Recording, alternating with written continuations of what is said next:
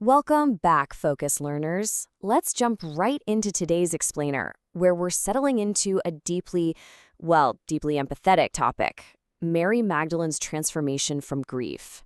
We're going to walk through a truly beautiful homily by Father Joel Jamarsis Gaddis, and we're exploring how we navigate life's absolute toughest, most heart-wrenching changes. Whether you're dealing with a personal loss, a major life shift, or honestly just feeling kind of stuck, this explainer is designed to help you find some clarity. We're going to look closely at the story of Mary Magdalene, not just as a historical figure, but really as a mirror for our own human experiences of grief and transformation. Okay, let's dive right in by asking a very direct question. Are you still looking for the past? Seriously, think about it for a second. Do you ever find yourself clinging to things or people or situations that simply no longer exist? We all do it, right? We hold on to the way things used to be because the familiar feels safe, even when it's completely gone. Father Gaddis challenges us right out of the gate with this core theme of letting go. And to understand how to actually do that, we need to look at a woman who had to learn this lesson in the most dramatic way possible. Section 1. Who is Mary Magdalene? So, first things first, we've got to clear up a massive, centuries-old misconception. For a really long time, popular culture has painted Mary Magdalene as the adulterous woman who Jesus saved from being stoned. But the source material makes it crystal clear. That's actually a myth. The biblical truth is that Mary Magdalene was a woman who Jesus freed from 7 demons. She was deeply, deeply troubled.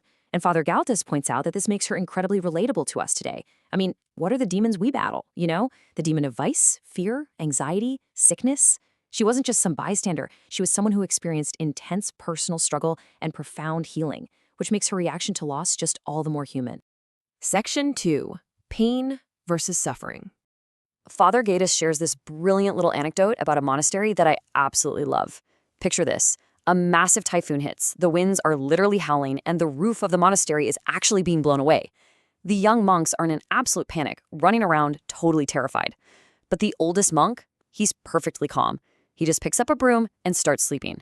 When the young monks ask him why on earth he isn't worried, he basically says, look, the storm is here. Your worrying isn't going to stop the rain, and your fear definitely won't put the roof back on. The lesson is stark but true. All problems have a solution. If it doesn't, it's a reality to be accepted. Worrying doesn't fix unchangeable realities. It honestly just exhausts us. And you know, this brilliantly illustrates the critical difference between pain and suffering. Pain is just an inevitable, natural part of life. We're all going to get sick. We're all going to face loss. We're all going to face storms that rip the roof off our metaphorical monasteries.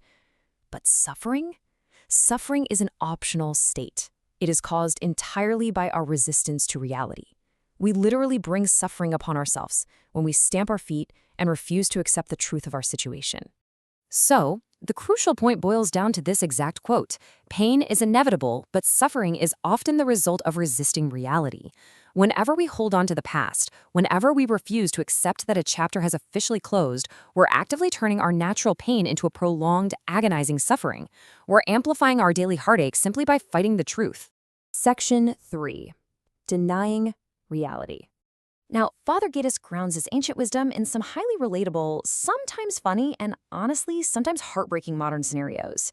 Resisting reality is, well, it's the person denying aging, getting endless Botox until they look perpetually shocked, rather than just accepting they're getting older. It's the diabetic who refuses to stop eating sweets and drinking soda, and instead just gets irritable with everyone around them. It's the person insisting they're still a size 26 and forcing themselves into pants they literally can't breathe in. But you know, it also takes on darker, much heavier forms. It's the gambler buried in debt, thinking that just one more bet is going to fix the whole shebang, only to sink deeper. Or the grieving widow who sleeps with her deceased husband's unwashed clothes for months, desperately trying to hold on to his scent. So I want to ask you directly, how do you usually react to unchangeable problems? Which of these behaviors feels maybe a little too familiar?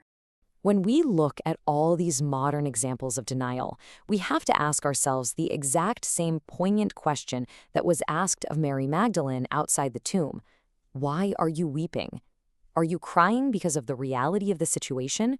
Or are you crying because you're just completely exhausted from fighting a reality you completely refuse to accept? Section 4. The Call of Jesus. Let's set the scene here. It's 3 days after the crucifixion. Mary goes to the tomb very early in the morning because she loves Jesus. But the body is gone. She is absolutely devastated. She's weeping, wandering around, asking everyone where they took him. And Father Gatus makes such a beautiful point here. Mary wasn't weak. She wasn't a bad person. She was just stuck. She was looking for a dead Jesus because she desperately didn't want that chapter of her life to end. She's searching for a dead past, completely unable to see the living future that is standing, quite literally, right in front of her. Now, how does the breakthrough actually happen? Well, she sees Jesus, but she thinks he's the gardener. Seeing wasn't enough. The real turning point happens when Jesus simply calls her name, Maria. The realization didn't come from her frantic searching, and it didn't come from her seeing. It came from listening. Father Gatus emphasizes that God often speaks to us in silence. When our hearts are full of complaints, when our ears are full of our own weeping and our own demands for how things should be, we simply cannot hear the voice that's trying to call us forward into a new reality. True transformation happens through listening. Section 5. Leaving the past behind. The very first thing Jesus says to her when she recognizes him is fascinating. He specifically instructs her, "Do not hold on to me." He's essentially telling her, "Do not cling to my past physical form." He's signaling to Mary, and really by extension to all of us, that we cannot drag the past into the present. We absolutely must let go of yesterday's version of our lives if we are ever going to move forward into today. And this builds into one of the most powerful takeaways from the entire homily. Check this out. You cannot embrace God's future if both of your hands are still holding to yesterday. It's a physical impossibility. If you're clutching tightly to a lost relationship, or a job that's gone, or a past version of your health or strength, your hands are full. You are actively preventing yourself from being able to reach out and grasp the new blessings, the new paths, and the new realities being offered to you right now. Section 6. Embracing the new mission. Once Mary let go of the dead body she was looking for, look what she became. She went from being a hopeless, weeping woman paralyzed at a tomb to becoming the very first messenger of hope and the resurrection. She ran back to the disciples to deliver the good news. This brilliantly illustrates how accepting reality doesn't diminish us. It transforms us into a vital instrument for a completely new and often far greater plan. So, how do we actually apply this?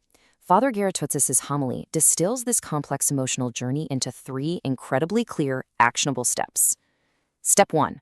Accept reality. Stop fighting what you cannot change. Remember the old monk with the broom? Step 2. Listen to God's voice in the silence. Stop letting your own complaints drown out your calling. And step 3. Move forward.